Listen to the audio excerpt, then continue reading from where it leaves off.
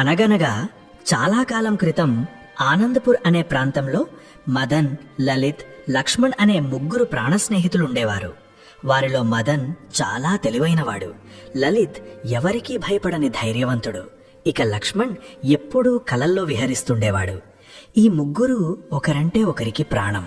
వారు పెద్దయ్యాక ఉపాధి కోసం ఆందోళన చెందడం మొదలుపెట్టారు. కానీ వారి ఊరిలో చెప్పుకోదగ్గ పనులేవీ లేవు. దాంతో ముగ్గురు పట్టణానికి వెళ్లాలని నిర్ణయించుకుని మాయాపురి అనే నగరానికి చేరుకున్నారు.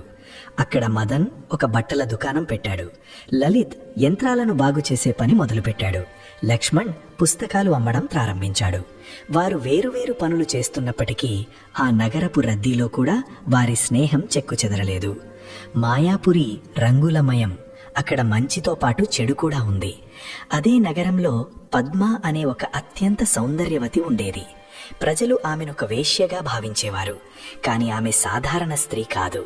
ఆమె అందం గురించి నగరమంతా కథలు కథలుగా చెప్పుకునేవారు. ఆమె కళ్లను ఒక్కసారి చూసిన వారు ఎవరైనా సరే జీవితాంతం ఆమెకు బానిసైపోతారని జనమనుకునేవారు. పద్మ గురించి ఎన్నో విచిత్రమైన కథలు ప్రచారంలో ఉండేవి. కొన్ని కథలు ఆమె అద్భుత సౌందర్యాన్ని పొగిడితే, మరికొన్ని కథలు భయంకరంగా ఉండేవి. పద్మ దగ్గరికి వెళ్లిన ఏ మగవాడైనా సరే అనుమానాస్పద స్థితిలో మాయమైపోతాడని ఒక పుకారు దావానలంలా వ్యాపించింది. కొంతమంది ఆ వ్యక్తి పద్మ ప్రేమలో మునిగిపోయి పాత ప్రపంచాన్ని మరిచిపోయి అక్కడే ఉండిపోతాడని అనుకుంటే, మరికొంతమంది మాత్రం పద్మ సాధారణ స్త్రీ కాదని, ఆమె మగవాళ్లను చంపి వారి శరీరాలను దాచిపెట్టే రాక్షసి లేదా పిశాచి అని నమ్మేవారు.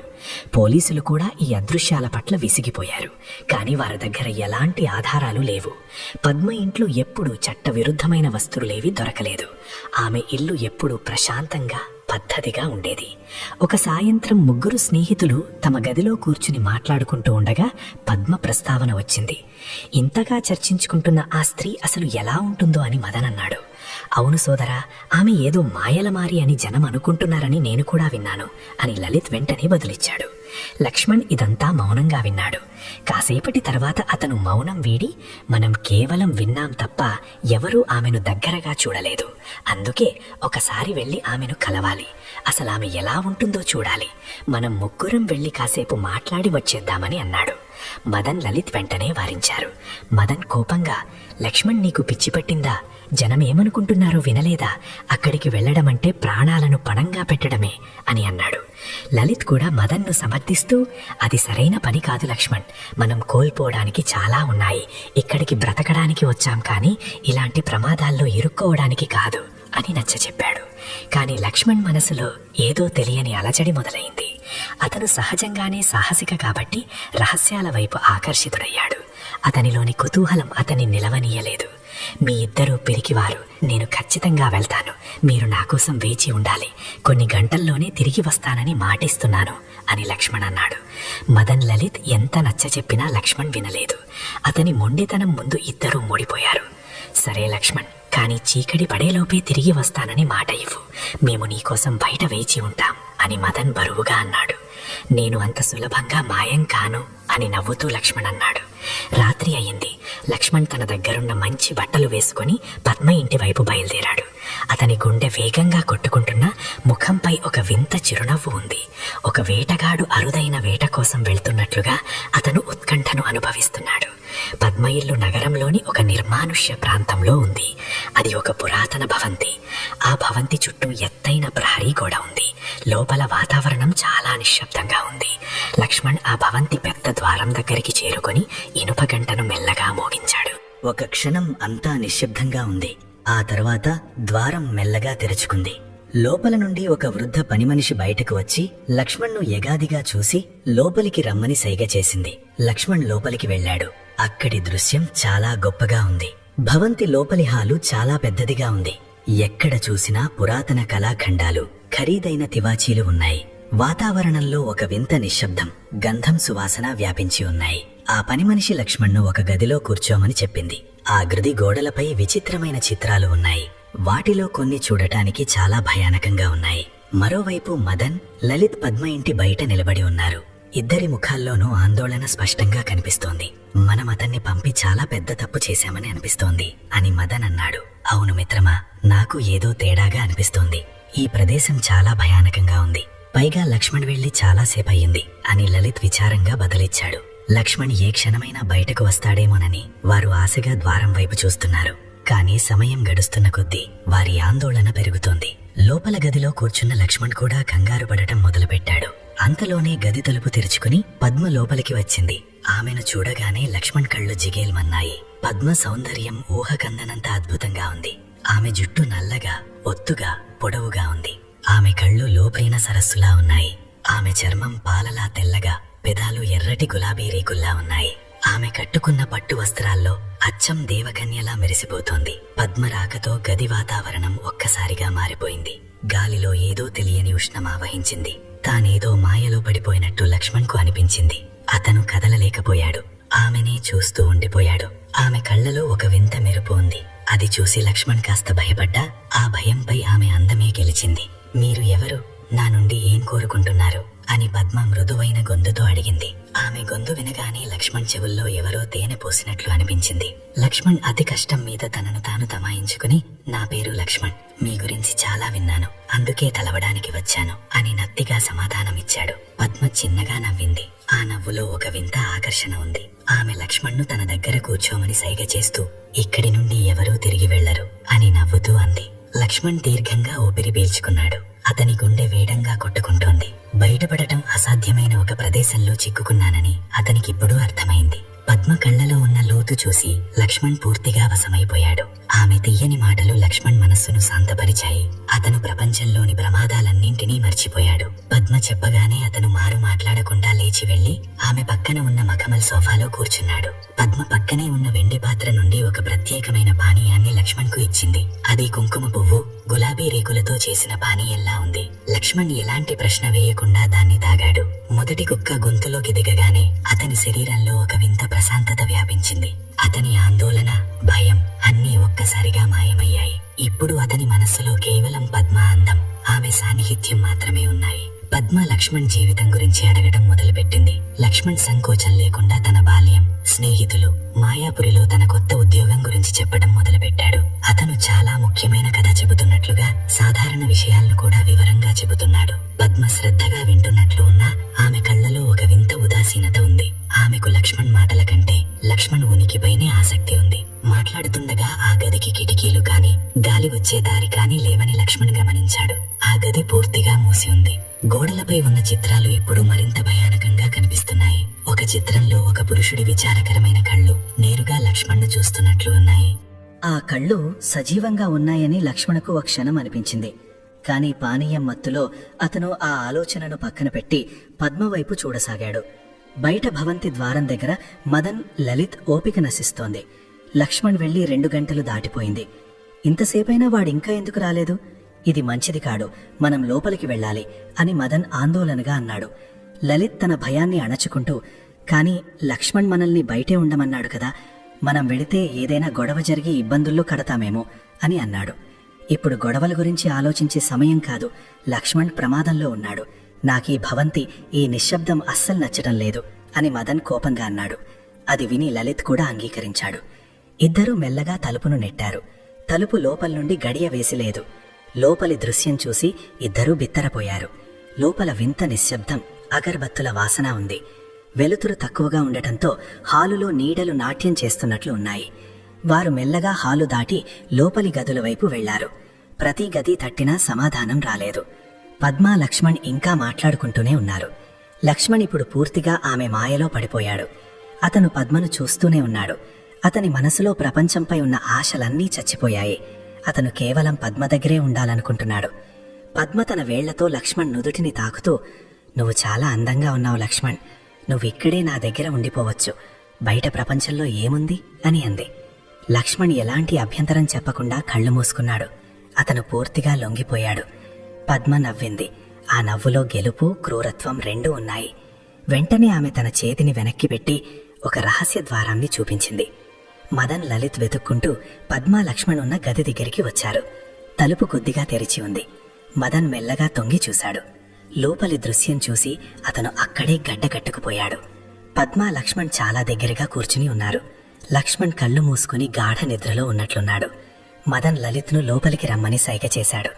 వారు లోపలికి రాగానే పద్మ వారిని చూసింది. కాని ఆమె ఏమాత్రం కంగారు పడలేదు. ఆమె ముఖంపై ప్రశాంతమైన రహస్యమైన భావముంది. ఆమె వారిని కూర్చోమని సైగ చేసింది. పద్మ, మేం లక్ష్మణ్ణి తీసుకెళ్లడానికి వచ్చాము. అతను మా స్నేహితుడు. అతన్నిక్కడ వదిలి వెళ్ళలేము అని మదన్ కోపంగా అన్నాడు. పద్మ మెల్లగా కళ్ళు తెరిచింది. ఆమె కళ్లలోని మెరుపు చూసి మదన్, లలిత్ కూడా ఒక క్షణం వణికిపోయారు. అతను ఎక్కడికి వెళ్ళడు. అతనిప్పుడు నావాడు. మీరు కూడా కూర్చోండి. మీరు కూడా ఇక్కడే ఉండొచ్చు. బయట ప్రపంచంలో చాలా గొడవలున్నాయి. ఇక్కడ ప్రశాంతంగా ఉంటుంది అని పద్మ అంది. మదన్ ధైర్యం తెచ్చుకుని లక్ష్మణ్ను లేపడానికి ముందుకు వెళ్ళాడు. లక్ష్మణ్ భుజం పట్టుకుని గట్టిగా కుదిపాడు. కాని లక్ష్మణ్ ఏమాత్రం స్పందించలేదు. అతను గాఢనిద్రలోనో లేక మరేదో స్థితిలోనో ఉన్నాడు. మదన్ భయంతో లలిత్ వైపు చూశాడు. అప్పుడే పద్మ భయంకరంగా వికటంగా నవ్వింది. ఆమె నవ్వు ఆ గది అంతా మారుమోగింది. గోడపై ఉన్న చిత్రాలు కదలడం మొదలుపెట్టాయి. భయానకమైన కళ్ళు ఇప్పుడు మరింత స్పష్టంగా కనిపిస్తున్నాయి. ఆ నవ్వుకు మదన్, లలిత్ ఒళ్ళు జలధరించింది. పద్మ ఒక వింత భాషలో ఏదో మంత్రంలా గొనిగింది. వెంటనే గది గోడలో ఒక రహస్య ద్వారం తెరుచుకుంది. ఆ ద్వారం వెనుక ఒక అగాధంలోకి దారితీసే చీకటి సొరంగం కనిపించింది. ఆ దారి నుండి భరించలేని దుర్వాసన వస్తోంది. ఎవరో బాధతో ఏడుస్తున్నట్లు వింత శబ్దాలు వినిపిస్తున్నాయి. పద్మ కళ్ళు ఇప్పుడు ఎర్రగా మారిపోయాయి. ఆమె అందం ఒక భయంకరమైన రూపంలోకి మారింది. ఇప్పుడు ఆమె అచ్చం రాక్షసిలా ఉంది. ఆమె తన పొడవాటి గోళ్లను లక్ష్మణ్ శరీరంలోకి దింపి అతన్ని ఆ రహస్య ద్వారం వైపు లాగడం మొదలుపెట్టింది. మదన్, లలిత్ గట్టిగా అరుస్తూ లక్ష్మణ్ణి కాపాడడానికి ముందుకు వెళ్లారు. కానీ పద్మశక్తి అసాధారణమైనది. ఆమె ఒక్క ఉదుటున్న లక్ష్మణ్ను గాల్లోకి లేపి ఆ చీకటి సొరంగంలోకి విసిరేసింది. లక్ష్మణ్ ఒక ఆర్తనాదంతో ఆ చీకట్లో మాయమైపోయాడు. అక్కడ అసలు ద్వారమే లేనట్లుగా ఆ గోడ మళ్లీ మూసుకుపోయింది. మదన్, లలిత్ షాక్లో ఉండిపోయారు. వారి కళ్ల ముందు జరిగిన దాన్ని వారు నమ్మలేకపోతున్నారు. పద్మ ఇప్పుడు గదిలో ఒంటరిగా నిలబడి ఉంది. ఆమె కళ్ళు మెరుస్తున్నాయి. ఆమె మదన్, లలిత్ వైపు చూసి భయంకరమైన నవ్వుతో, ఇప్పుడు మీ వంతొచ్చింది. మీరు కూడా ఇక్కడే ఉంటారు. ఈ భవంతి మీకు కూడా చివరి నివాసమవుతుంది అని అంది. స్నేహితుణ్ణి కోల్పోయిన భయంలో మదన్ తన శక్తినంతా కూడదీసుకుని లలిత్ చేయి పట్టుకుని తలుపు వైపు పరుగెత్తాడు. ఎలాగైనా అక్కడి నుండి బయటపడాలి. పద్మ నవ్వు మళ్లీ వినిపించింది. అదిప్పుడు మరింత భయానకంగా ఉంది. పద్మ వికటాట్టహాసం మదన్, లలిత్ వెన్నులో వణుకు పుట్టించింది. ప్రాణాలతో బయటపడటం అసాధ్యమైన ఒక వలలో చిక్కుకున్నామని వారికి అర్థమైంది. లక్ష్మణ్ ఆర్తనాదం ఇంకా వారి చెవుల్లో మారుమోగుతూనే ఉంది.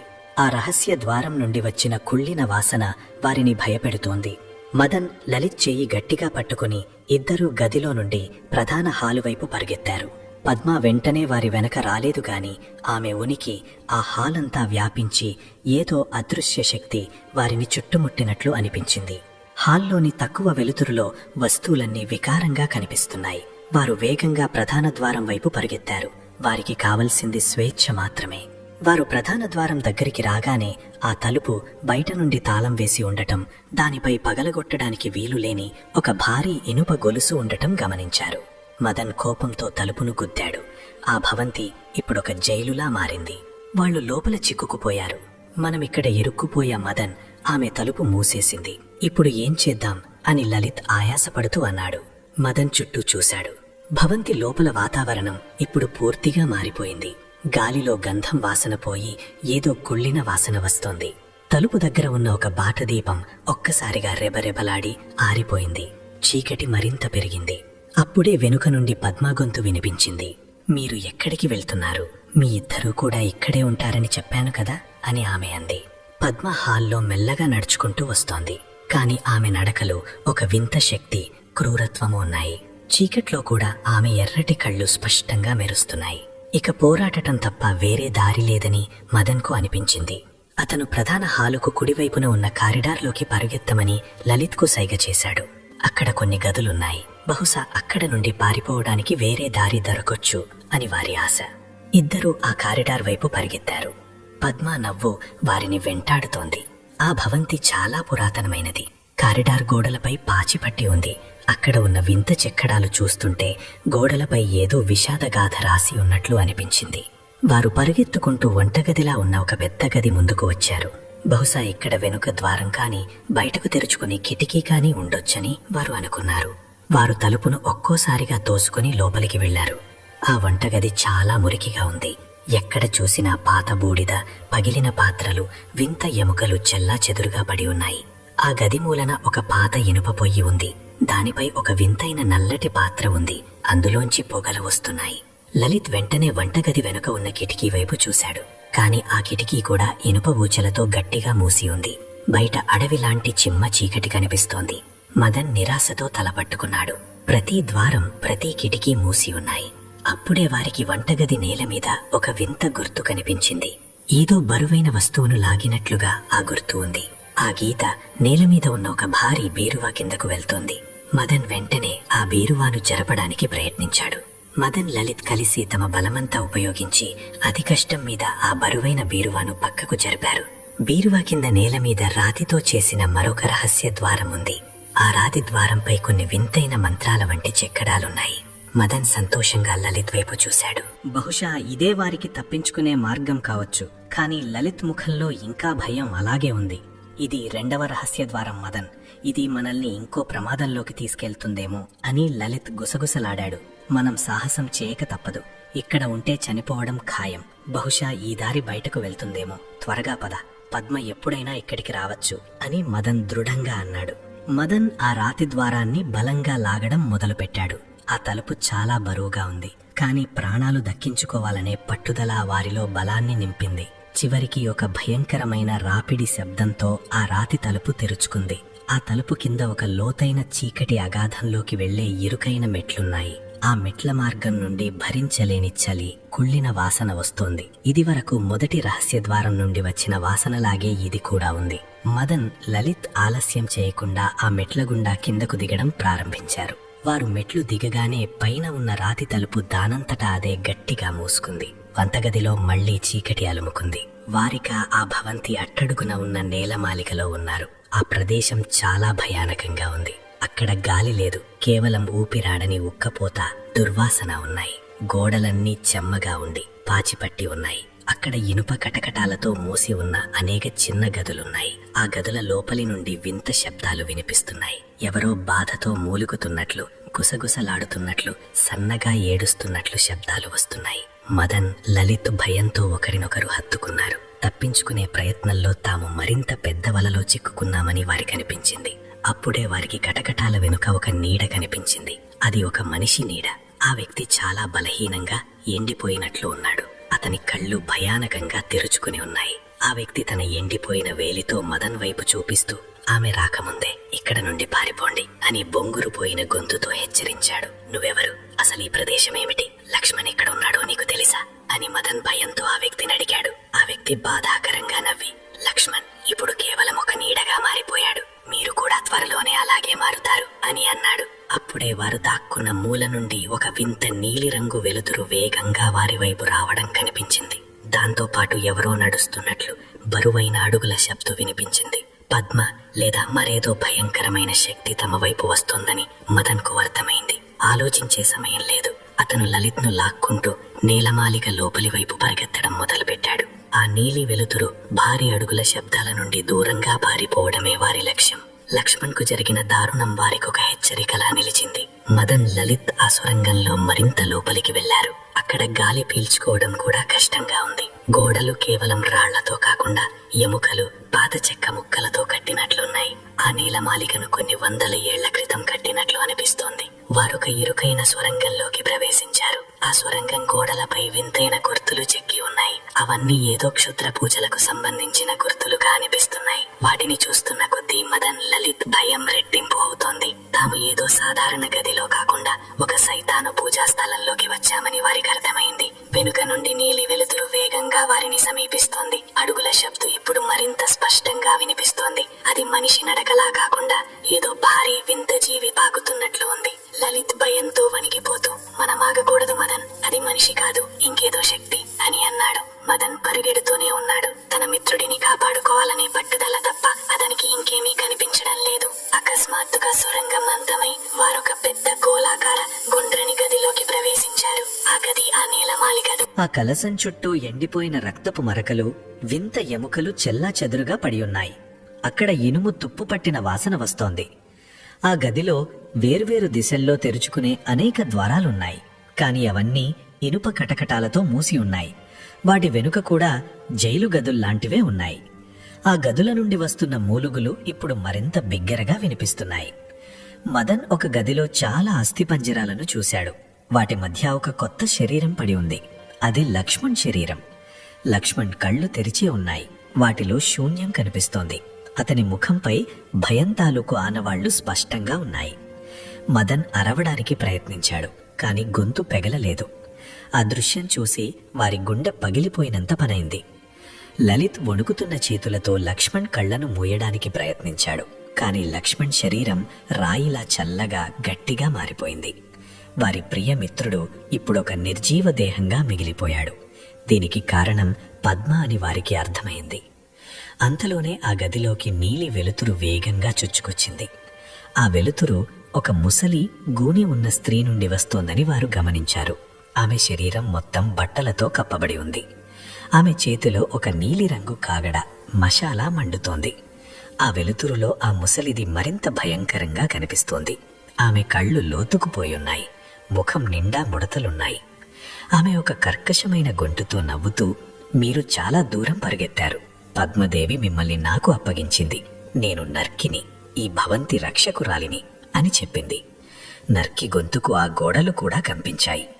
ఆమె తన చేతిలోని కాగడాను పైకెత్తి వారి వైపు రావడం మొదలుపెట్టింది.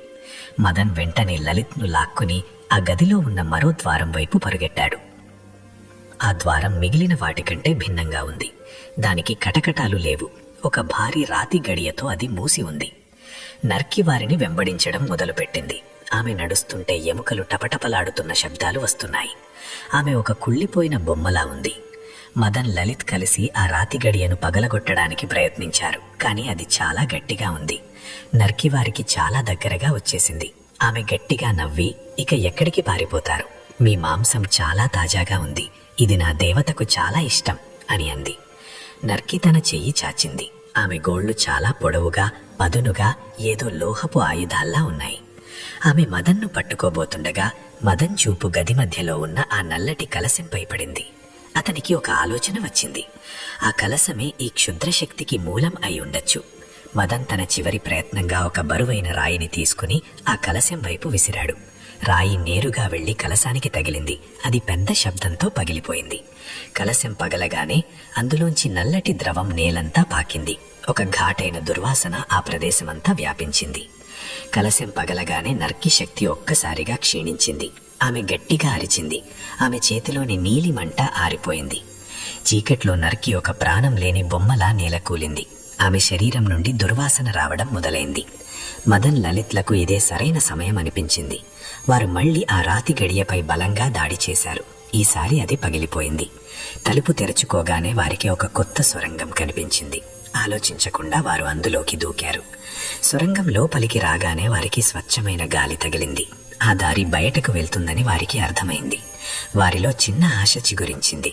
కాని ప్రమాదం ఇంకా పూర్తిగా తొలగిపోలేదని వారికి తెలుసు. పద్మ ఖచ్చితంగా వారిని వెతుక్కుంటూ వస్తుంది. ఇప్పుడు వారు పద్మ అసలు రూపమేమిటి, ఆమె ఎందుకు ప్రజలను ఇలా చంపుతోందో తెలుసుకోవాలి. మదన్, లలిత్ ఆ ఇరుకైన సొరంగంలో వేగంగా ముందుకు సాగారు. అక్కడి మట్టి తడిగా ఉండటంతో అదేదో పాత నీటి కాలువ లేదా సహజమైన గుహ అయ్యుండొచ్చని అనిపించింది.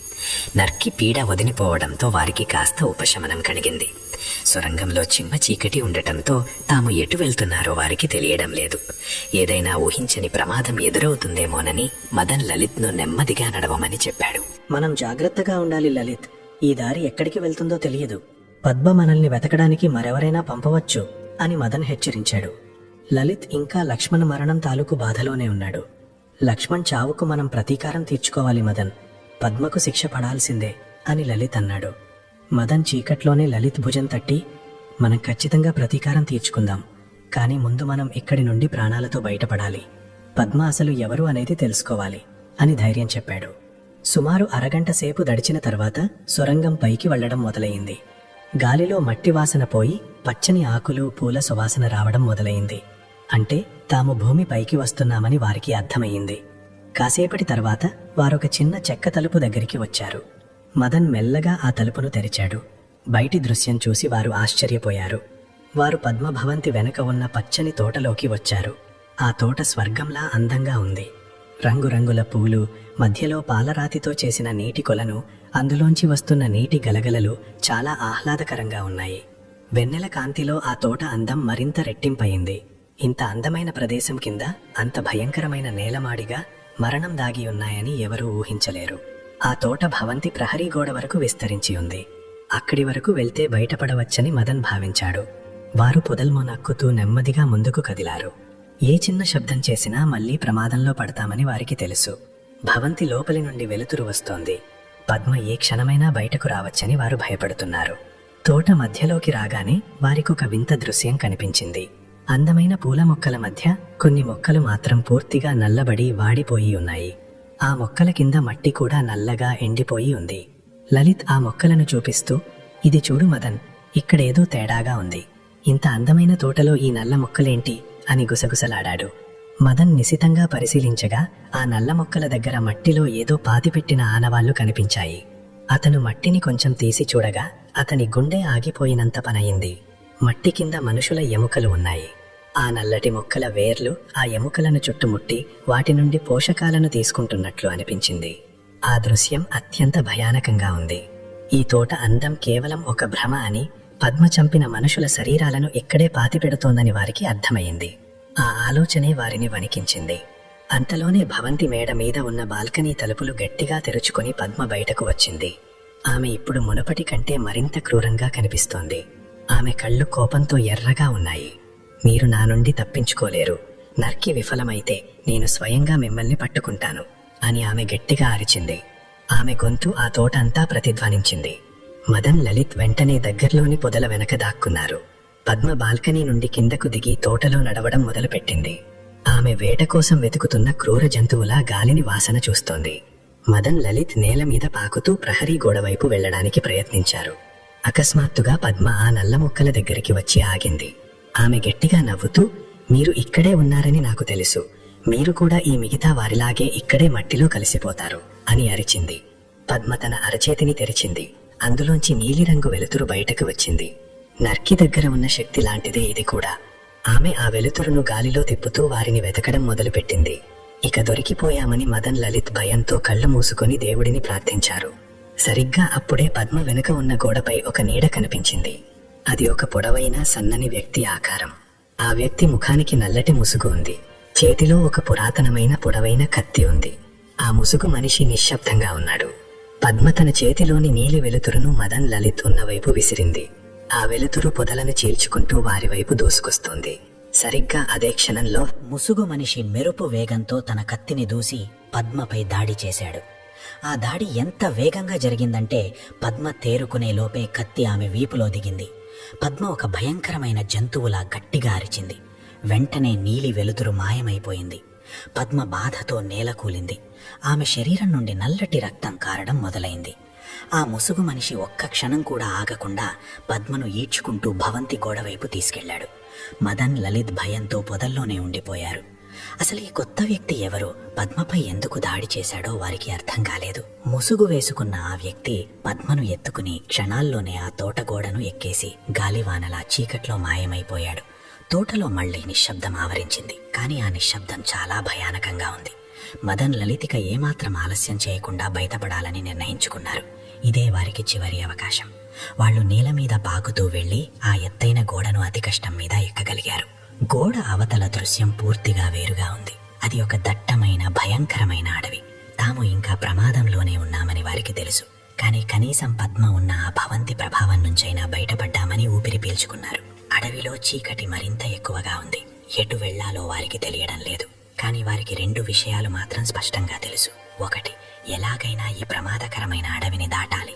2, ఆ ముసుగు మనిషికి పద్మకు ఉన్న సంబంధమేంటో తెలుసుకోవాలి. ఈ కథ ఇంకా ముగియలేదని, తమ స్నేహితుడు లక్ష్మణ్ చావుకు ఖచ్చితంగా పగ తీర్చుకోవాలని వారు గట్టిగా నిర్ణయించుకున్నారు. పద్మ హవేలీ గోడ దూకిన తర్వాత మదన్, లలిత్ ఆ దట్టమైన ఎవరూ ఎరుగని అడవిలోకి వచ్చారు. ఈ అడవి మాయాపూరి నగరానికి చాలా దూరంగా జనసంచారం లేకుండా ఉంది. బహుశా ఆ హవేలీ గోడలో ఈ అడవిని బయటి ప్రపంచం నుంచి వేరు చేయడానికి కట్టారేమో అనిపించింది. అడవిలో అడుగు పెట్టగానే వారికి ఊపిరి ఆడనట్లుగా వింత నిశ్శబ్దం ఆవరించినట్లు అనిపించింది. అక్కడి గాలి చాలా బరువుగా ఉండి మట్టి మరియు కుళ్ళిపోయిన చెక్క వాసన వస్తుంది. మదన్, లలిత్ ఆ హవేలీ నుంచి దూరంగా పరుగెత్తడం మొదలుపెట్టారు. ఏది ఏమైనా ఆ నరకం నుంచి పారిపోవాలన్నదే వారి ఆలోచన. చెట్ల పొదలు తీగలను దాటుకుంటూ వారు పరిగెడుతున్నారు. అడుగు తీసి అడుగు వేస్తే వినిపించే ఆకుల శబ్దం కూడా ఏదో ప్రమాదాన్ని సూచిస్తున్నట్లు ఉంది. పరిగెత్తుతూ అలసిపోయిన మదన్ లలిత్ను నెమ్మదిగా రమ్మని చెప్పాడు. వారు పూర్తిగా అలసిపోయారు. దానికి తోడు చీకట్లో దారి తప్పిపోతామేమో అన్న భయం కూడా ఉంది. మదన్ ఒక పెద్ద మర్రి చెట్టు కింద కూర్చుని ఊపిరి తీసుకుంటూ లలిత్ను కూడా కూర్చోబెట్టాడు. మనం ఎక్కడున్నాం, అసలు మనం చూసింది ఏంటి అని మదన్ ఆయాసపడుతూ అన్నాడు. లలిత్ భయంతో వణుకుతూ, లక్ష్మణిక లేడు మదన్, మనం మాత్రం బతికాం. ఇది నిజంగా అద్భుతమే. ఆ పద్మ మనిషి కాదు అని అన్నాడు. అవును, ఆమె సాధారణ భోగం మగువ కాదు అని మదన్ గట్టిగా అన్నాడు. కానీ ఆ ముసుగు మనిషి ఎవరు? అతను పద్మను ఎందుకు చంపాడు లేదా పట్టుకెళ్లాడు? అంత సులభంగా ఎలా మాయమయ్యాడు అని వారు ఆలోచించసాగారు. అప్పుడే వారికి అడవిలో ఏవో వింత శబ్దాలు వినిపించాయి. అవి జంతువుల అరుపుల్లా లేవు. ఎవరో దూరం నుంచి ఏడుస్తున్నట్లు లేదా ఏదో పురాతన భాషలో గొణుగుతున్నట్లు అనిపించింది. ఈ అడవి కూడా శపించబడినట్లుంది. మనం ఇక్కడ ఎక్కువసేపు ఉండకూడదు అని లలిత్ భయపడుతూ చెప్పాడు. మదన్ చుట్టూ చూశాడు. అడవిలోని చెట్లు చాలా పురాతనంగా వింత ఆకారాల్లో ఉన్నాయి.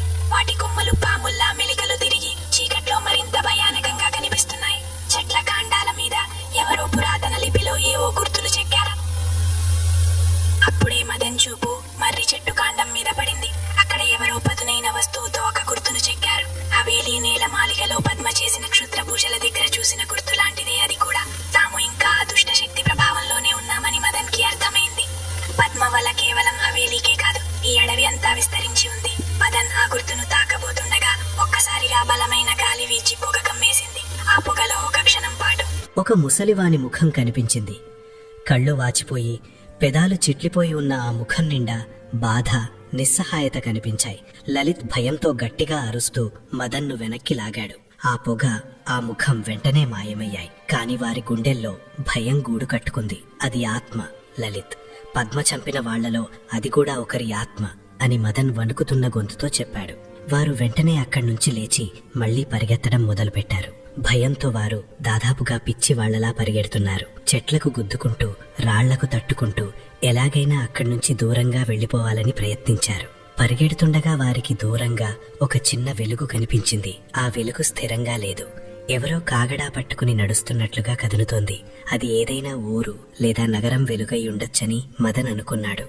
కాని అది ఆ ముసుగు మనిషి కూడా కావచ్చని అనుమానం వచ్చింది.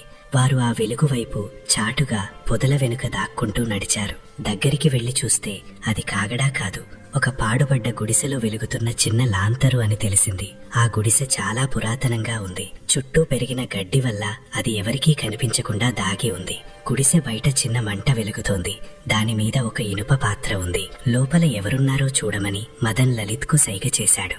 వారు గుడిసె తలుపు దగ్గరికి వెళ్లి తలుపు సందులోంచి లోపలికి తొంగి చూశారు. లోపల ఒక ముసలావిడ వీపు తిప్పి కూర్చుని ఉంది. ఆమె వంట చేస్తూ తనలో తానే ఏదో గొనుగుతోంది. ఆమె నర్కీలాగా భయంకరంగా లేదు, కాని ఆమె చుట్టూ ఏదో అంతులేని విషాదం ఆవరించి ఉంది.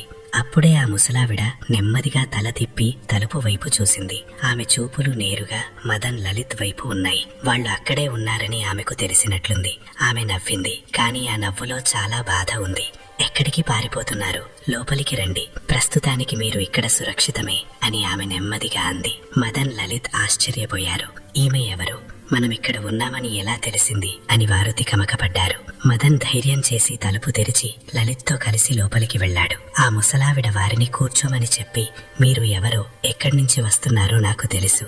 మీరు గోడ దూకి పారిపోవడం, ఆ నర్కి మిమ్మల్ని తరవడం నేను చూశాను అని చెప్పింది. మీరు ఎవరు? మీకు పద్మ గురించి ఇవన్నీ ఎలా తెలుసు అని మదన్ వెంటనే అడిగాడు. అతని గొంతులో భయం, ఆశ్చర్యం రెండూ ఉన్నాయి. మీరు కూడా ఆ దయ్యం పద్మకు బానిస అని మదన్ వణుకుతూ అడిగాడు. అది వినగానే ఆ ముసలావిడ గట్టిగా నవ్వింది. ఆ నవ్వులో సంతోషం లేదు, ఏదో తీరని వేదన ఉంది. ఎవరో పాత గాయాన్ని రేపినట్లుగా ఉంది ఆ నవ్వు. నవ్వు ఆపుకుని ఆమె, కాదు బిడ్డ, నేను తన బానిసను కాదు, తన మొదటి బాధితురాలిని అని చెప్పింది. నా పేరు తార. ఈ పాడుబడ్డ హవేలి, ఈ భయంకరమైన అడవి చరిత్రలో నేను కూడా ఒక భాగాన్ని. ఇక్కడి రహస్యాలన్నీ తెలిసిన దాన్ని, వాటిని కాపాడేదాన్ని అని చెప్పింది. తార తన కథ చెప్పడం మొదలుపెట్టింది. ఆమె గొంతులో 100 ఏళ్ల బరువు, బాధ వినిపిస్తున్నాయి. మీరు పద్మ అని పిలుస్తున్న ఆ స్త్రీ సాధారణ మనిషి కాదు. ఆమె చాలా పురాతనమైన శక్తివంతమైన దుష్ట శక్తి అని తారా చెప్పింది. ఆమె మగవాళ్లను తన వలలో వేసుకుని తాను బతికేందుకు వారి ప్రాణాలను బలి తీసుకుంటుంది. తన యవ్వనాన్ని అందాన్ని కాపాడుకోవడానికి పద్మ కొన్ని వందల ఏళ్లకొకసారి తన రూపం మార్చుకుంటుంది అని తారా వివరించింది. మీరు చూసిన ఆ ముసుగు మనిషి కూడా ఈ కథలో భాగమే అని ఆమె చెప్పింది. మదన్, లలిత్ ఆసక్తిగా వింటున్నారు. ఆ ముసుగు మనిషి మీ శత్రువు కాదు, మీ మిత్రుడు, మీ రక్షకుడు. అతని వల్లే మీ ప్రాణాలు దక్కాయి అని తారా చెప్పింది. ఇది విన్న మదన్, లలిత్ కు ఏమీ అర్థం కాలేదు. మన మిత్రుడు లక్ష్మణ్ కదా, అతను చనిపోయాడు కదా, మరి ఈ ముసుగు మనిషి ఎవరు? లక్ష్మణే ఆ ముసుగు మనిషిగా వచ్చాడా అని వారు ఆలోచించసాగారు. వారి మనస్సులో మాట పసిగట్టినట్లుగా తారా వారి కళ్ళలోకి చూసి, ఇప్పుడు మీరు ఇక్కడ నుంచి పారిపోకూడదు, సిద్ధం కావాలి అని చెప్పింది. పద్మ అంత సులభంగా ఓటమి ఒప్పుకోదు. ఇప్పుడు మీరు ఆ ముసుగు మనిషిని వెతకాలి. కేవలం అతను మాత్రమే మిమ్మల్ని ఈ శాపం నుంచి, ఈ ఆపద నుంచి బయటపడేయగలడు అని చెప్పింది. ఒక రహస్యమైన నవ్వుతో ఆ ముసుగు మనిషి పేరు కాల్ అని తార చెప్పింది. కాల్ అనే పేరు వినగానే వారిలో భయం మరింత పెరిగింది. ఆ చిన్న లాంతరు వెలుగులో తార ముఖం వింతగా కనిపిస్తోంది. ఆమె ముఖంలో శతాబ్దాల నాటి బాధ స్పష్టంగా కనిపిస్తోంది. కాల్ అంటే వింత పేరులా ఉంది. అతను మా మిత్రుడు అంటున్నారు, కానీ మా మిత్రుడు లక్ష్మణ్ చనిపోయాడు కదా, ఆ ముసుగు మనిషే లక్ష్మణ్ అని మీరు అంటున్నారా? ఇదెలా సాధ్యం అని మదన్ మళ్ళీ అడిగాడు. తార ఒక నిట్టూర్పు విడిచి నుదుటి మీద చెయ్యి వేసుకుని, ఓపిక పట్టండి యువకులారా అని అంది. ఈ ప్రాంతపు కథలు చాలా పురాతనమైనవి. ఇక్కడ కనిపించేవన్నీ నిజం కాదు. కాల్ అనేది ఒక మనిషి పేరు కాదు, ఈ అడవిని కాపాడే శక్తి పేరు. అతను సామాన్య మానవుడు కాదు. పద్మ పాపాలు పెరిగిపోయినప్పుడు పుట్టుకొచ్చే ఈ నేల తాలూకు శక్తి అతను అని వివరించింది. అసలీ పద్మ ఎవరు? ప్రజలనెందుకిలా హింసిస్తోంది? నిజంగా ఆమె దెయ్యమా అని లలిత్ భయపడుతూ అడిగాడు. తార కళ్ళు ఏదో పాత జ్ఞాపకాల్లోకి వెళ్ళినట్లుగా ఉన్నాయి. ఆమె నెమ్మదిగా అసలు కథ చెప్పడం మొదలుపెట్టింది. ఆమె గొంతులోని ప్రకంపనలు వారి గుండెల్లోకి దిగుతున్నాయి. మీరు చూస్తున్న పద్మ 1000 ఏళ్ల క్రితం నివసించిన ఒక రాణి ఆత్మ అని తార చెప్పింది. ఆ రాణి పేరు కూడా పద్మే. ఆమె చాలా అందంగా ఉండేది, కానీ ఆమె మనస్సు మాత్రం కల్మషంతో నిండి ఉండేది. ఆమె చాలా అహంకారి మరియు క్రూరురాలు. తన అందం ఎప్పటికీ తరగకూడదని, ఎప్పటికీ యవ్వనంతో ఉండాలని ఆమె కోరుకునేది. దానికోసం ఆమె తన రాజ్యంలోని మాంత్రికులందర్నీ పిలిపించి నన్ను అమరజీవిని చేసేలా ఏదైనా మంత్రం వేయమని ఆదేశించింది. అందుకు చాలామంది మగవాళ్లను బలి ఇవ్వాల్సి ఉంటుందని మాంత్రికులు చెప్పారు. తన అందం కోసం రాణి పద్మ దేనికైనా సిద్ధపడింది. ఆమె ఆ హవేలీ కింద ఉన్న నేలమాళిగలో 1000 మందిని బంధించి చంపించింది. మాంత్రికులు పూజ మొదలుపెట్టారు, కానీ వారు రాణిని మోసం చేశారు. ఆమెను పూర్తిగా అమరజీవిని చేయకుండా ప్రతి కొన్ని 100 ఏళ్లకు కొత్త శరీరాన్ని వెతుక్కునే ఒక రక్తపిపాసి ఆత్మలా మార్చేశారు. కొత్త శరీరం ఆమె అందాన్ని కాపాడుతుంది, కానీ అది బతకాలంటే నిరంతరం నరబలి కోరుతుంది. ఇప్పుడు మీరు చూసిన పద్మ శరీరం ఒక పేద అందమైన అమ్మాయి నుంచి దొంగిలించింది. పద్మ చేతిలో చనిపోయిన వారి ఆత్మలు ఈ అడవిలో హవేలీ నేలమాళిగలో ముక్తి లేక తిరుగుతుంటాయని తార చెప్పింది. ఆ దాసి నర్కీ వాడిన నీలిరంగు వెలుగు రాణి పద్మ యొక్క క్షుద్ర శక్తి అని, నర్కీ కూడా ఒకప్పుడు పద్మ బాధితురాలే, కానీ ఇప్పుడు బానిసగా మారిందని చెప్పింది. మరి ఈ కాల్ ఎవరు? ఎక్కడి నుంచి వచ్చాడు?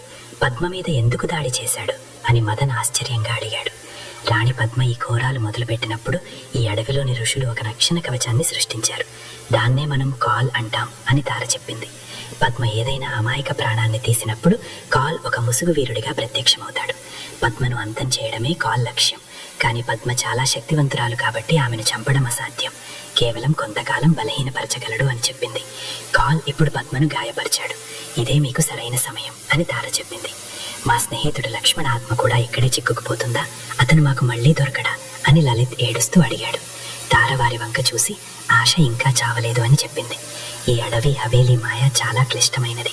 పద్మను సరైన సమయంలో అంతం చేస్తే ఇటీవల చనిపోయి ఇంకా శరీరం పాడవని వారి ప్రాణాలు తిరిగి వచ్చే అవకాశం ఉంది అని చెప్పింది. అది వినగానే మదన్, లలిత్ కళ్లల్లో మెరుపు మెరిసింది. ఇది సాధ్యమే, కానీ చాలా కష్టం. దీనికోసం మీరు హవేలీలోని రహస్య గదిలో దాచిన పద్మ ప్రాణ రహస్యమైన పురాతన ముద్రను పగలగొట్టాలి అని తార చెప్పింది. పద్మ ఇప్పుడు బలహీనంగా ఉన్న మిమ్మల్ని వదలదు. నర్కీతో పాటు అడవిలోని క్రూర మృగాలను మీ మీద కోసిగొలుపుతుంది. జాగ్రత్తగా ఉండాలి అని హెచ్చరించింది. మేము పారిపోము. లక్ష్మణ్ను బతికించుకుంటాం, ఇక్కడ ఉన్న ఆత్మలన్నింటినీ విడిపిస్తాం అని మదన్ ధైర్యంగా చెప్పాడు. తారా లేచి ఒక మూల ఉన్న పాత తాళపత్రాన్ని తీసి ఇచ్చింది. పద్మను పూర్తిగా నాశనం చేయాలంటే ఆ పురాతన ముద్రను పగలగొట్టడం ఒక్కటే మార్గం, అప్పుడే ఈ హవేలీ కూడా కూలిపోతుంది అని చెప్పింది. ఈ తాళపత్రంలో ఆ రహస్య గదికి దారి, ఆ ముద్రను పగలగొట్టే మంత్రం ఉన్నాయి. కానీ ఇది హవేలీలోని ఒక ప్రత్యేక ద్వారం దగ్గరికి వెళ్తేనే చదవడానికి వీలవుతుంది అని చెప్పింది. మీరు మళ్ళీ హవేలీలోకి వెళ్లి కాల్ను వెతకండి, ఆ ముసుగు మనిషి మీకు సాయం చేస్తాడు అని చెప్పింది.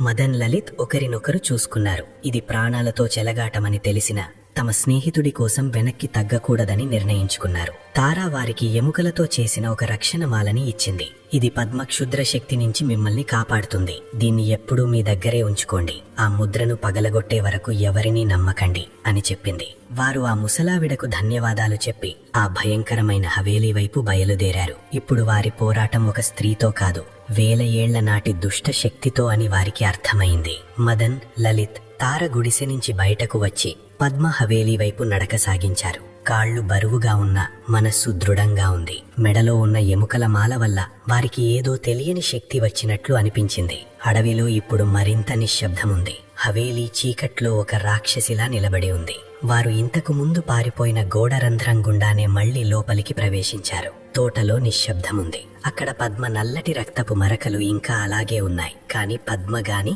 కాల్ గాని అక్కడ లేరు. మనం వచ్చిన రహస్య మార్గం ద్వారానే లోపలికి వెళ్దామని మదన్ లలిత్ కు సైగ చేశాడు. అదే సురక్షితమని వారికి అనిపించింది. వారు వంటగది వైపు వెళ్లి అక్కడ ఉన్న రాతి రహస్య ద్వారాన్ని చూశారు. అది మూసి ఉంది. ఇద్దరూ కలిసి బలం ఉపయోగించి ఆ ద్వారాన్ని తెరిచి చీకటిగా ఉన్న నేలమాళిగలోకి దిగారు. కిందకు దిగగానే వారికి మళ్లీ అదే కుళ్ళిపోయిన వాసన తగిలింది. నేలమాళిగలో ఇప్పుడు చిమ్మ చీకటి ఆవరించి ఉంది. నర్కి శరీరం పూర్తిగా ఎండిపోయి అస్థిపంజరంలా మారిపోయింది. మదన్ టార్చ్ లైట్ వేసి చూడగా నేల మీద నల్లటి ద్రవం పేరుకుపోయి ఉండటం కనిపించింది. మదన్, లలిత్ చూపు వెంటనే లక్ష్మణ్ శరీరం పడి ఉన్న చోటికి వెళ్ళింది. లక్ష్మణ్ శరీరం ఇంకా నిద్రపోతున్నట్లే ఉంది, ఏమాత్రం పాడవలేదు. అది చూడగానే లక్ష్మణ్ ప్రాణాలు ఇంకా పూర్తిగా పోలేదని, బహుశా అతన్ని బతికించవచ్చని తార చెప్పిన మాట మదన్ కు నిజమనిపించింది. కానీ వారికి అక్కడ ఆగే సమయం లేదు. మదన్ తార ఇచ్చిన తాళపత్రాన్ని బయటకు తీశాడు. దాన్ని ఎలా చదవాలో వారికి అర్థం కాలేదు. ఏదైనా ప్రత్యేకమైన తలుపు దగ్గరికి వెళ్తేనే అది చదవడానికి వీలవుతుందని తార చెప్పిన మాట వారికి గుర్తొచ్చింది. వారు నేలమాళిగలో ఇటు అటు చూశారు. అప్పుడే లలిత్ కు ఒక మూల పాత చెక్క తలుపు కనిపించింది. ఆ తలుపు మీద ఒక రాణి బొమ్మ చెక్కి ఉంది. బహుశా ఇదే ఆ తలుపు అని మదన్ కు అనిపించింది. మదన్ ఆ తాళపత్రాన్ని ఆ బొమ్మ దగ్గర పెట్టగానే ఆకుపచ్చని కాంతితో మెరవడం మొదలైంది. ఇప్పుడు దాని మీద ఉన్న అక్షరాలు స్పష్టంగా కనిపిస్తున్నాయి. ఆత్మను చూపించి అద్దంలో చూడండి, అక్కడే అందమంతమై నిజం మొదలవుతుంది అని మదన్ చదివాడు. అంటే వారు ఒక అద్దాన్ని వెతకాలి. నీలమాళిగలో అద్దం లేదు. మదన్ ఆ తాళపత్రాన్ని వెనక్కి తిప్పి చూడగా అక్కడ ఒక మ్యాప్ కనిపించింది. ఆ అద్దమున్న గది హవేలీ పై భాగంలో తూర్పు దిక్కున ఉందని ఆ మ్యాప్ సూచిస్తోంది. అంటే వారు నేలమాళిగ నుంచి బయటకు వెళ్ళాలి. అప్పుడే పైనుంచి ఎవరో నడుస్తున్న శబ్దం వినిపించింది. మదన్, లలిత్ వెంటనే అక్కడి నుంచి పరిగెత్తుకుంటూ హవేలీ ముఖ్య భాగం వైపు వెళ్లే దారిలో వెళ్లారు. వారు దాక్కుంటూ తూర్పు వైపు ఉన్న వరండాలోకి చేరుకున్నారు. అక్కడ ఒక ముసలి పనివాడు వింతగా గొనుక్కుంటూ వెళ్లడం వారు చూశారు. ఆ పనివాడు ఒక మూసి ఉన్న తలుపు ముందు ఆగి మళ్లీ ముందుకు వెళ్లిపోయాడు. అదే అద్దమున్న గది అని మదన్, లలిత్ అర్థం చేసుకున్నారు. వారు ఆ తలుపు దగ్గరికి వెళ్లారు. తలుపు మీద ఒక పెద్ద అద్దం ఉంది. అద్దం నిండా దుమ్ము పేరుకుపోయింది. వారు అద్దాన్ని తుడవగానే అందులో తమ ముఖం కాకుండా లోపలి గది కనిపించింది. అద్దం లోపల ఒక భయంకరమైన దృశ్యం ఉంది. ఒక బంగారు సింహాసనం మీద పద్మ కూర్చుని ఉంది. కాని ఆమె ఇప్పుడు అందంగా లేదు, చాలా భయంకరంగా ఉంది. అదే ఆమె నిజస్వరూపం. అద్దం లోపలి నుంచి పద్మ వారి వైపు చూసి వికటంగా నవ్వింది. మీరు నా వలలో చిక్కుకున్నారు అని అన్నది. మదన్ వెంటనే ఆ తాళపత్రాన్ని అద్దం మీద పెట్టాడు. ఆకు మెరవగానే అద్దానికి పగుళ్లు వచ్చాయి. మదన్ గట్టిగా నెట్టడంతో అద్దం ఒక తలుపులా తెరుచుకుంది. వారిద్దరూ లోపలి గదిలో పడిపోయారు. ఆ గది చాలా చల్లగా ఉంది. ఎదురుగా నిజమైన పద్మ కూర్చుని ఉంది. మీరు నా రక్షకుడిని చంపి ఇక్కడికి వచ్చారా, మిమ్మల్ని బతకనివ్వను అని ఆమె కోపంతో అరిచింది. పద్మ వారి మీదకు చేతబడి ప్రయోగించింది. మదన్ వెంటనే తార ఇచ్చిన ఎముకల మాలను అడ్డుపెట్టాడు. దాంతో ఆ శక్తి ఆగిపోయింది. పద్మ కోపంతో ఊగిపోయింది. ఈ గది కింద మరో రహస్య గది ఉందని, అక్కడే ఆ ముద్ర ఉందని మదన్ మ్యాప్లో చూశాడు. వారు అక్కడికి వెళ్ళాలి. అప్పుడే గదిలో పెద్ద గాలి వీచి ముసుగు వేసుకున్న కాల్ అక్కడ ప్రత్యక్షమయ్యాడు. కాల్ రక్తం కారుతూ గాయాలతో ఉన్నాడు. కాని అతని చేతిలో కత్తి ఉంది. అతను పద్మను ఎదిరించాడు. నువ్వు కిందకు వెళ్లి ఆ ముద్రను పగలగొట్టు, నేను ఈమెను ఆపుతాను అని కాల్ మదన్తో గట్టిగా చెప్పాడు. మదన్, లలిత్ ఒక రహస్య మెట్ల దారిని చూసి కిందకు దూకారు. వారు ఒక పురాతన గుహలాంటి ప్రదేశానికి చేరుకున్నారు. అక్కడ ఒక రాతి దిమ్మ మీద నల్లటి పెట్టె ఉంది. అదే ఆ ముద్ర. మదన్ అక్కడికి వెళ్ళబోయాడు. కాని ఒక అదృశ్య గోడ అతన్ని అడ్డుకుంది. మదన్ ఆ తాళపత్రాన్ని చూశాడు. ముద్రను పగలగొట్టాలంటే ఒక నిజమైన స్నేహితుడి రక్తం కావాలని దానిమీద రాసి ఉంది. ఏం చేయాలో మదన్కు అర్థమైంది. పైనుంచి పద్మ అరుపులు వినిపిస్తున్నాయి. కాల్ ఆమెను ఎక్కువసేపు ఆపలేడు. అప్పుడే తలుపు బద్దలై పద్మ లోపలికి వచ్చింది. ఆమె ఇప్పుడు పూర్తిగా రాక్షసిలా మారిపోయింది. కాల్ కూడా ఆమె వెనుక కింద పడుతూ వచ్చాడు. మదన్ ఏమాత్రం ఆలోచించకుండా కత్తితో తన అరచేతిని కోసుకుని తన రక్తాన్ని ఆ తాళపత్రం మీద చిందించాడు. రక్తం పడగానే ఆకు ప్రజ్వరిల్లింది. మదన్ ఆ ఆకును నల్లపెట్టె మీద పెట్టి మంత్రం చదవడం మొదలుపెట్టాడు. పద్మ మదన్ను ఆపడానికి ప్రయత్నించింది. కాని కాల్ తన ప్రాణాలకు తెగించి ఆమెను పట్టుకున్నాడు. పెట్టె తెరుచుకుంది. లోపల ఒక నల్ల రాయి ఉంది. మదన్ ఆ రాయిని పగలగొట్టాడు. రాయి పగలగానే భయంకరమైన పేలుడు సంభవించింది. పద్మ గట్టిగా అరిచింది. ఆమె శరీరం కరగడం మొదలైంది. హవేలి ఊగడం మొదలైంది. పైకప్పు కూలుతోంది. పారిపోండి అని కాలొక సొరంగం వైపు చూపించాడు. కాని మదన్ ఆగిపోయాడు. లక్ష్మణ్ లేకుండా మేము వెళ్ళాము అని గట్టిగా అరిచాడు. ముద్ర పగిలిపోయింది. చేతబడి అంతా పోతోంది. వెళ్ళి మీ స్నేహితుడిని తీసుకురండి అని కాల్ చెప్పాడు. మదన్, లలిత్ వేగంగా వెనక్కి తిరిగి లక్ష్మణ్ శరీరమున్న నీలమాలిగ వైపు పరుగెత్తారు. హవేలి కూలిపోతోంది. రాళ్లు పడుతున్నాయి. వారు అతి కష్టం మీద నీలమాలిగకు చేరుకున్నారు. అక్కడ లక్ష్మణ్ ఇంకా అలాగే పడుకుని ఉన్నాడు. మదన్, లలిత్ కలిసి లక్ష్మణ్ శరీరాన్ని ఎత్తుకున్నారు. లక్ష్మణ్ శరీరం బరువుగా ఉన్న స్నేహబలం వారికి శక్తినిచ్చింది. వారు లక్ష్మణ్ను మోసుకుని తాము మొదట వచ్చిన రహస్య మార్గం గుండా బయటకు పరిగెత్తారు. వారు సొరంగం నుంచి బయటకు వచ్చి అడవిలో పడగానే వెనుక ఉన్న హవేలి భారీ శబ్దంతో కుప్పకూలిపోయింది. హవేలి ఇప్పుడు కేవలం మట్టి మరియు రాళ్ల కుప్పలా మిగిలింది. పద్మ దుష్టాత్మ పొగ రూపంలో ఆకాశంలోకి ఎగిరి ఎప్పటికీ అంతమైపోయింది. కాల్ కూడా అక్కడి గాలిలో కలిసిపోయాడు. మదన్, లలిత్ లక్ష్మణ్ శరీరాన్ని తీసుకుని ఒక సురక్షితమైన చెట్టు కిందకు వచ్చారు. వారు లక్ష్మణ్ను గడ్డి మీద పడుకోబెట్టారు. మదన్, లలిత్ పూర్తిగా అలసిపోయారు. వారి ఒంటి నిండా గాయాలున్నాయి. వారు లక్ష్మణ్ ఛాతి మీద చెయ్యి పెట్టి చూశారు. కానీ గుండె చప్పుడు లేదు. లక్ష్మణ్ ఊపిరి తీసుకోవడం లేదు. మదన్ గుండె ఆగిపోయినంత పనైంది. మనం ఓడిపోయామా? ముద్ర పగలగొట్టినా లక్ష్మణ్ తిరిగి రాలేదా అని ఏడుస్తూ అన్నాడు. లలిత్ కూడా ఏడవడం మొదలుపెట్టాడు. ఇద్దరూ లక్ష్మణ్ నిర్జీవ శరీరాన్ని పట్టుకుని ఏడ్చారు. అప్పుడే మదన్కు తార ఇచ్చిన ఎముకల మాల గుర్తొచ్చింది.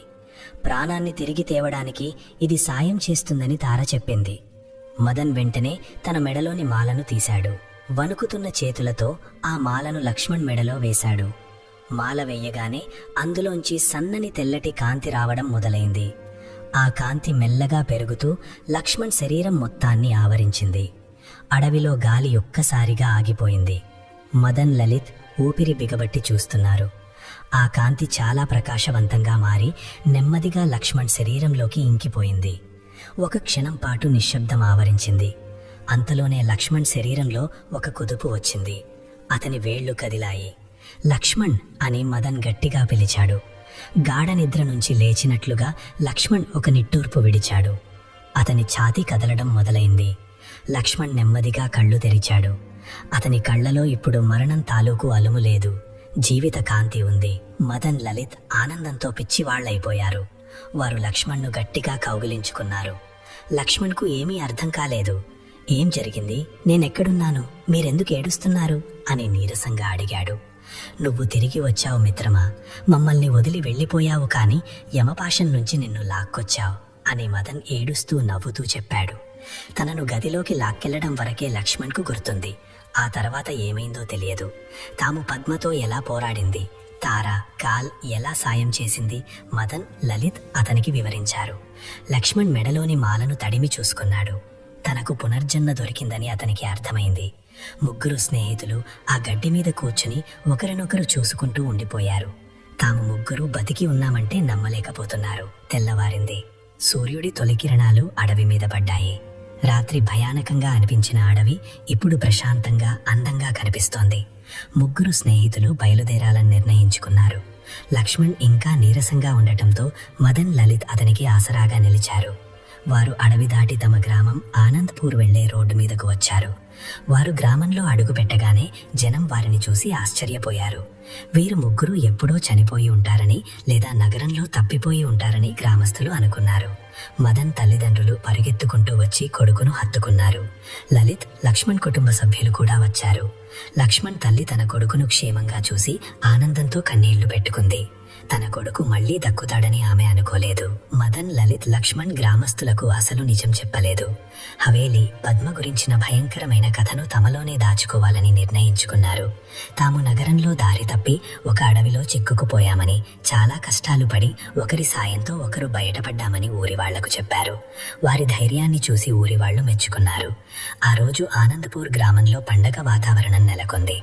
అందరూ స్వీట్లు పంచుకున్నారు. ముగ్గురు స్నేహితులు క్షేమంగా తిరిగొచ్చినందుకు అందరూ సంతోషించారు. కాలం గడిచింది. మదన్, లలిత్, లక్ష్మణ్ల స్నేహం మరింత బలపడింది. తాము అనుభవించింది కల కాదని, స్నేహం మరియు ధైర్యం ఉంటే దేన్నైనా జయించవచ్చని వారికి తెలుసు. లక్ష్మణ్ తరచుగా తన మెడలోని ఎముకల మాలను తాకుతూ ఆ రాత్రిని గుర్తు చేసుకునేవాడు. ఆ మాల ఇప్పుడు సాధారణ ఎముకల దండలా కాకుండా ఒక రక్షక కవచంలా అనిపించేది. మదన్, లలిత్, లక్ష్మణ్ను చూసినప్పుడల్లా గర్వంగా అనిపించేది. తమ స్నేహితుడి కోసం మృత్యువుతో పోరాడి గెలిచామని సంతోషపడేవారు. వారు తరచుగా ఊరి బయట ఉన్న ఆ పాత మర్రి చెట్టు కింద కూర్చుని గంటల తరబడి మాట్లాడుకునేవారు. ఆ హవేలీ జ్ఞాపకాలు వారిని ఇప్పుడు భయపెట్టవు. అవి వారి విజయానికి గుర్తులు. పద్మ అంతమైపోయింది. హవేలీ ఇప్పుడు ఒక పాత కథగా మిగిలిపోయింది. కానీ ఆ ముగ్గురు స్నేహితుల కథ మాత్రం చిరస్థాయిగా నిలిచిపోయింది. సంకల్పం గట్టిగా ఉంటే, స్నేహం నిజమైతే అసాధ్యం కూడా సుసాధ్యమవుతుందని వారు నిరూపించారు. ఆనంద్పూర్ గ్రామం ఇప్పుడు సంతోషంగా ఉంది. పిల్లలు ఆడుకుంటున్నారు, రైతులు పొలాల్లో పనిచేస్తున్నారు. సాయంత్రం వేళల్లో రచ్చబండ దగ్గర నవ్వులు వినిపిస్తున్నాయి. మదన్ తన తండ్రితో కలిసి వ్యవసాయం చూసుకుంటున్నాడు. లలిత్ చిన్న దుకాణం పెట్టుకున్నాడు. పూర్తిగా కోలుకున్న లక్ష్మణ్ ఊరి పిల్లలకు పాఠాలు చెప్పడం మొదలుపెట్టాడు. కానీ ప్రతి సంవత్సరం తాము తిరిగొచ్చిన ఆ రోజున ముగ్గురు అడవి అంచున ఒక దీపం వెలిగించేవారు. తమకు సాయం చేసిన తార, కాళ్ల జ్ఞాపకార్థం ఆ దీపం పెట్టేవారు. అలాంటి చెడు మళ్లీ ఎవరికీ ఎదురు కాకూడదని వారు ప్రార్థించేవారు. వారి స్నేహం ఊరందరికీ ఆదర్శమైంది. ఏ కష్టమొచ్చినా మదన్, లలిత్, లక్ష్మణ్లను చూడండి, వాళ్లు ఒకరికొకరు ఎలా తోడుగా నిలిచారు అని జనం చెప్పుకునేవారు. వారి కథ ఒక తరం నుంచి మరో తరానికి చేరింది. హవేలీలో ఏం జరిగిందో ఎవరికీ పూర్తిగా తెలియకపోయినా ఈ ముగ్గురు ఏదో గొప్ప సాహసం చేశారని మాత్రం అందరికీ తెలుసు. లక్ష్మణ్ తిరిగి రావడం నిజంగా అద్భుతమే. ఆ అద్భుతం వారి స్నేహానిది, వారి నమ్మకానిది. అదే వారి బలం. ఈ కథ సుఖాంతమైంది. చెడు ఓడిపోయింది, మంచి గెలిచింది. మరణం మీద జీవితం గెలిచింది, ద్వేషం మీద స్నేహం గెలిచింది. ఒకరి కోసం ఒకరు బతికితే ఏ శక్తి విడదీయలేదని మదన్, లలిత్, లక్ష్మణ్ నిరూపించారు. ఆనంద్పూర్ గాలిలో ఇప్పటికీ వారి నవ్వులు వినిపిస్తాయి. ఆ పాత హవేలీ ఇప్పుడు కేవలం మట్టి దిబ్బ మాత్రమే. కానీ లక్ష్మణ్ మెడలోని ఆ మాల మాత్రం నమ్మకం ఉంటే అద్భుతాలు జరుగుతాయని, నిజమైన స్నేహితుడుండటమే అన్నిటికన్నా పెద్ద అద్భుతమని గుర్తు చేస్తూ మెరుస్తూనే ఉంటుంది. కథను ఇంకాస్త లోతుగా చూస్తే, గ్రామానికి తిరిగి వస్తున్నప్పుడు లక్ష్మణ్ నన్ను నిజంగానే చంపేశారా అని మదన్ అడిగాడు. అవును, పద్మ నీ ప్రాణం తీసింది అని మదన్ చెప్పాడు. అది విన్న లక్ష్మణ్ వణికిపోయాడు. తాను స్పృహ కోల్పోయినప్పుడు ఒక చీకటి ప్రదేశంలో ఉన్నట్లు, అక్కడ చాలా చలిగా ఉన్నట్లు, ఇక ఎప్పటికీ తిరిగి రాలేనని అనిపించినట్లు గుర్తు చేసుకున్నాడు. కాని తర్వాత ఒక తెల్లటి వెలుగు కనిపించిందని, మదన్, లలిత్ గొంతులు వినిపించి ఆ చీకటి నుంచి తనను బయటకు లాగాయని చెప్పాడు. లక్ష్మణ్ మదన్, లలిత్ చేతులు పట్టుకుని మీరిద్దరూ నాకు దేవుడితో సమానం అని అన్నాడు. దానికి లలిత్ నవ్వుతూ, మేము దేవుళ్లం కాదురా, నిన్ను యమధర్మరాజు దగ్గర కూడా వదిలిపెట్టి రాలేనంత మొండి స్నేహితులం అని అన్నాడు. గ్రామానికి వచ్చిన కొత్తలో లక్ష్మణ్కు రాత్రిపూట పీడకలలు వచ్చేవి. చెమటతో తడిసిపోయి ఉలిక్కిపడి లేచేవాడు. అతనికి భయం వేయకుండా మదన్, లలిత్ అతని దగ్గరే పడుకునేవారు. అతనికి ధైర్యం చెప్పేవారు. మెల్లగా లక్ష్మణ్ భయం తగ్గింది. తారా ఇచ్చిన మాల కూడా అతనికి శాంతిని ఇచ్చేది. మదన్ ఆ మాల గురించి ఊరి పూజారిని అడిగాడు. అది చూసిన పూజారి, ఇది చాలా పవిత్రమైన మాల అని, ఇందులో ఏదో తపశ్శక్తి ఉందని, ఎప్పుడూ తీయవద్దని చెప్పాడు. లక్ష్మణ్ పూజారి మాట పాటించి మాలను ఎప్పుడూ తనతోనే ఉంచుకున్నాడు. ఈ ముగ్గురు కుర్రాళ్లలో ఏదో మార్పు వచ్చిందని గ్రామస్తులు గమనించారు. వారు ఇదివరకటిలా అల్లరిగా లేరు. చాలా బాధ్యతగా, గంభీరంగా తయారయ్యారు. వారి కళ్లలో వయసుకి మించిన పరిపక్వత కనిపించేది. మరణాన్ని దగ్గరగా చూసి జయించిన అనుభవం అది. చిన్న చిన్న కష్టాలు వారిని ఇప్పుడు బాధ పెట్టవు. వారు ఊరి బాగు కోసం పనిచేయడం మొదలుపెట్టారు. ఊరిని శుభ్రం చేయడం, బావి బాగు చేయించడం, అందరూ కలిసిమెలిసి ఉండాలని చెప్పడం చేసేవారు. ఊరి జనం వారికి చాలా గౌరవం ఇచ్చేవారు. ఒకరోజు పక్క ఊరి నుంచి ఒక ముసలాయన వారి దగ్గరికి వచ్చాడు. మీరు ఒక దెయ్యాల హవేలీ నుంచి క్షేమంగా వచ్చారని విన్నాను, అది నిజమేనా అని అడిగాడు. మదన్ దాటవేయడానికి చూసినా ఆ ముసలాయన వదలలేదు. మా ఊరి పక్కన కూడా ఒక పాడుబడ్డ కోట ఉంది, అక్కడ వింత శబ్దాలు వస్తున్నాయి, మీరు సాయం చేస్తారా అని అడిగాడు. మదన్, లలిత్, లక్ష్మణ్ ఒకరినొకరు చూసుకున్నారు. ఇకపై ఇలాంటి ప్రమాదాల్లో తలదూర్చకూడదని వారు నిర్ణయించుకున్నారు. తాము అక్కడ దారి తప్పామని, అక్కడ దెయ్యాలు ఏమీ లేవని ఆ ముసలాయనకు నచ్చజెప్పి పంపించేశారు. ప్రతిసారి అదృష్టం కలిసిరాదని, ప్రతిసారి తారా లేదా కాలొచ్చి కాపాడలేరని వారికి తెలుసు. తమ పరిధేంటో వారు తెలుసుకున్నారు. అలా వారు సాధారణ జీవితం గడిపారు. కాని వారి గుండెల్లో ఒక మూల ఆ సాహసానికి, ఆ భయానికి ఎప్పుడూ స్థానం ఉంటుంది. మన ఊహకుందని శక్తులు ఈ ప్రపంచంలో ఉన్నాయని వారికి తెలుసు. అలాగే తోడుగా నిలిచే స్నేహితులుంటే ఎంతటి చీకటినైనా దాటవచ్చని కూడా వారికి తెలుసు. భయపడి పారిపోవద్దు, ఎదుర్కోండి, స్నేహితుల చేతిని ఎప్పుడూ వదలకండి అని వీరి కథ మనకు చెబుతుంది. మన బంధాల్లోనే నిజమైన బలముంటుంది. ఆశ అనే చిన్న కిరణం కటిక చీకటిని కూడా చీల్చగలదని లక్ష్మణ్ పునర్జన్మ నిరూపిస్తుంది. మదన్, లలిత్ ఆ ఆశను చావనివ్వలేదు. అదే ఆశ వారి స్నేహితుణ్ణి తిరిగిచ్చింది. మదన్, లలిత్ల స్నేహం గురించి ఊరూరా గొప్పగా చెప్పుకునేవారు. స్నేహం అంటే మదన్, లలిత్, లక్ష్మణ్లా ఉండాలని పిల్లలకు చెప్పేవారు. మృత్యువును కూడా ఓడించిన స్నేహం వారిది. ముగ్గురు స్నేహితులు తలచుకుంటే తలరాతను కూడా మార్చగలరని చెప్పడానికి సాక్ష్యంగా ఆ జాదూయి రాత్రికి గుర్తుగా ఆ ఎముకల మాల ఎప్పటికీ లక్ష్మణ్ దగ్గరే ఉంది.